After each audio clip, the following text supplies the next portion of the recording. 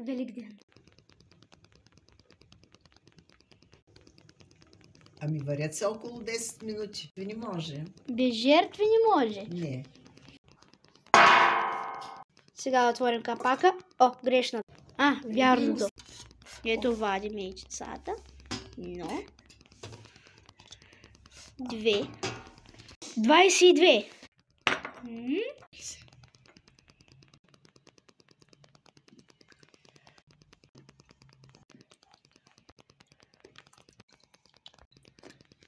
Така.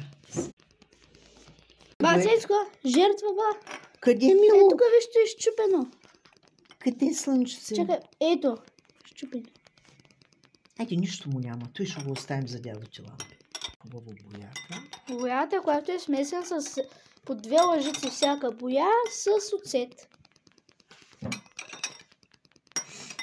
Най-много се правят червените яйчеца. И първото яйце по традиция трябва да е червено. Да. И се прави кръщи на челото на детенцето, което присъства при челото на детенцето, което присъства при баба си, за да е живо и здраво детенцето. Сега. Айде сега да видим. Първо. По няколко капки олио за да станат пъстри. Да станат шарени, да, но това после. Сега, първото яйчеце. Да е чисто червено. Ела тук. Сега така как е така. Ела тук и го пусни с ръчичка, защото ще го щупиш. Много пари.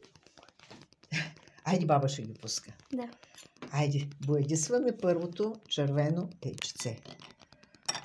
Айде.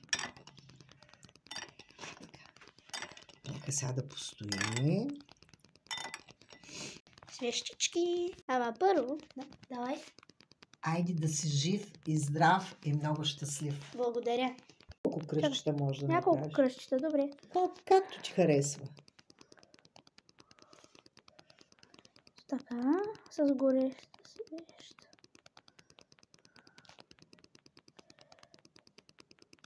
Ема тъй не се прави кръс. Тъй достатъчно, нали? Да.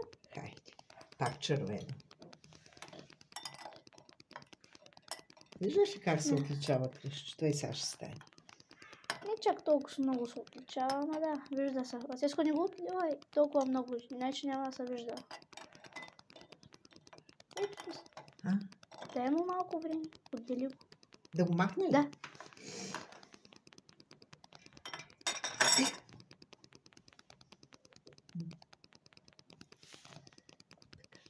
Сега, кое яйчеце